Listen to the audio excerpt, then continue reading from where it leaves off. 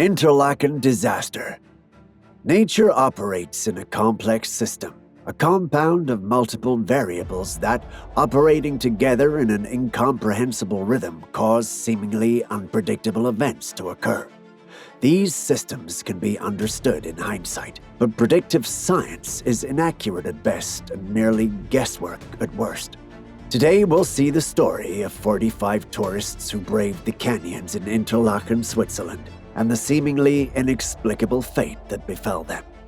On July the 27th, 1999, a group of 45 tourists purchased a 2-hour canyoning trip into the canyons of Interlaken, a traditional tourist destination in the mountainous regions of Bernese Oberland, Switzerland.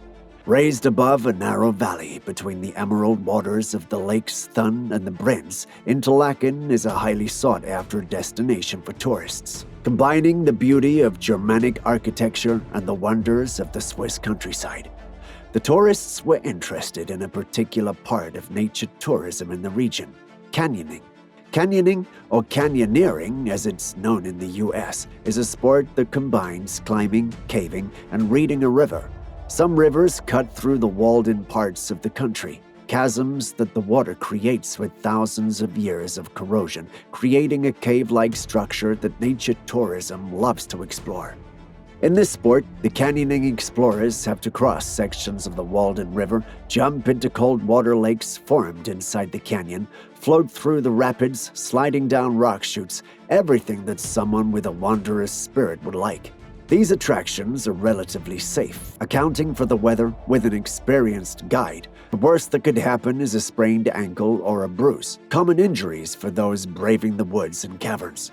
The trip that these tourists purchased would cross the canyons of Saxton River, a local attraction that offered an optional trip through the site. 45 tourists were accompanied by 3 guides from the Adventure World Company.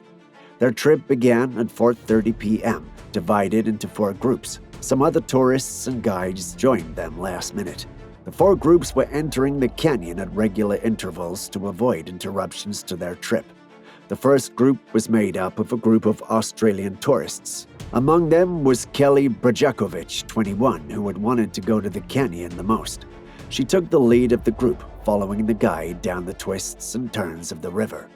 When the group came upon the fridge, Kelly volunteered to go first. The fridge, as the guides referred to it, is a section of the canyon where Kelly has to submerge herself into the freezing waters until only her head is above the water. Then, pressing her cheek against a boulder, she'd have to pull herself over to the other side of the boulder to continue on their trip. Karen Muller, one of the guides, made the crossing first, showing Kelly how to do it. Kelly then tried for the first time with the help of another guide, Mike Abbott, but she couldn't do it. A second time, nothing.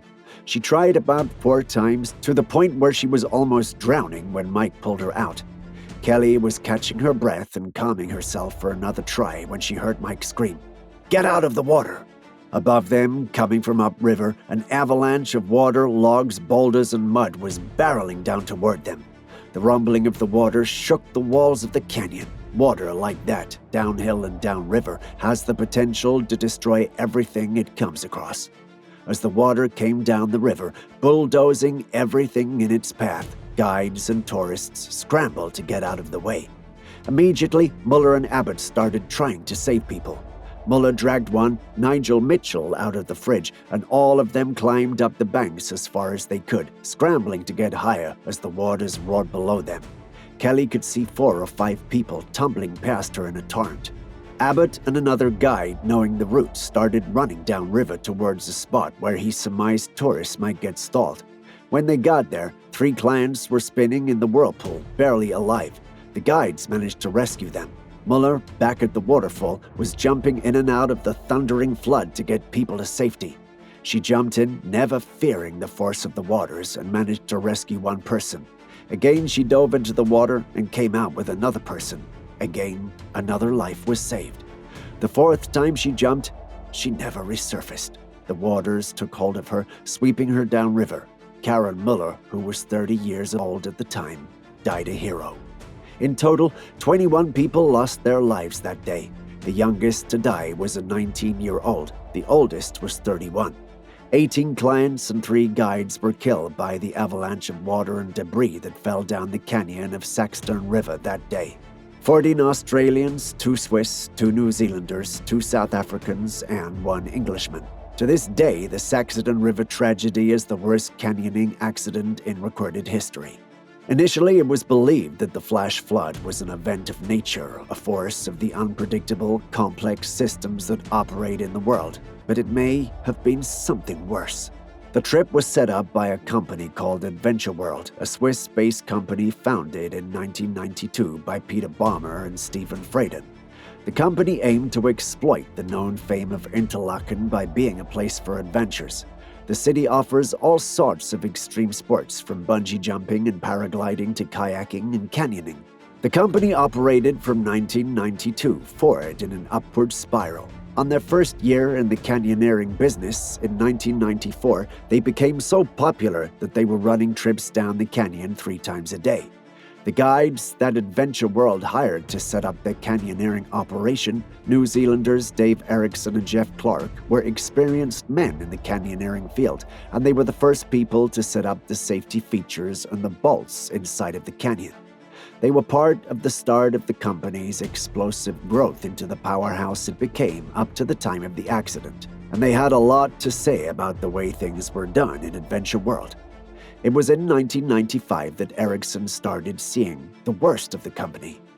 "We were pushing big numbers now, sometimes 500 people in one day," he said.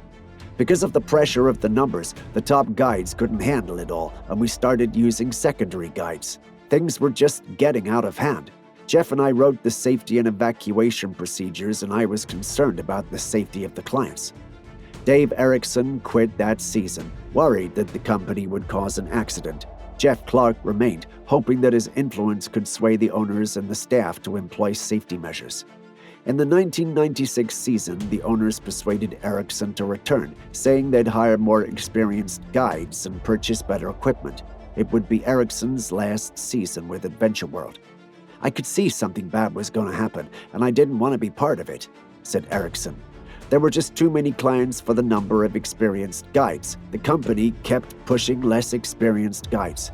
The owners were getting greedy. You don't have to pay inexperienced guides as much as experienced guides. Also, inexperienced guides will do just what you want them to do. They're yes men." For Jeff Clark, it'd be 2 more summers of trying to change things in Adventure World, hoping to avoid the disaster that loomed on the horizon. The owners did the opposite of what they promised to do. They started pushing out the more experienced guides in favor of the younger, cheaper ones who went on risky adventures for cash. The overbooking problem became so severe that the guides started making trips in unsafe weather, and because they were inexperienced, cheap labor, they couldn't say no. It got to the point where things became unsustainable. Once a guide would be well into his 7th or 8th year of work when he started teaching. By the end, there were guides with 1 or 2 years of experience already teaching others. On the day of the accident, 7 of the 8 guides were first-year guides. On the day of the accident, authorities had alerted the company to high risk of localized thunderstorms. Regardless, Adventure World received the go-ahead for the trip anyway. The accident that claimed the lives of 21 people could have been avoided if proper safety procedures were implemented and followed. In 2001, some of the staff in Adventure World were charged and found guilty of manslaughter. Their sentences were suspended, and they were fined between 4,000 and 7,500 CHF. The unpredictable nature of the weather changes is well known to all who frequent and challenge the adventurous sights of the world.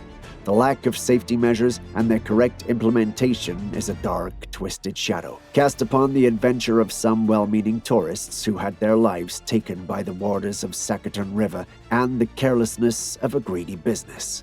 What are your thoughts on this? Let us know in the comments section down below. Thank you for watching this video. If you found it interesting, dive deeply into the like and subscribe buttons and let us know what you thought of it in the comments. See you again soon in another video, if you dare.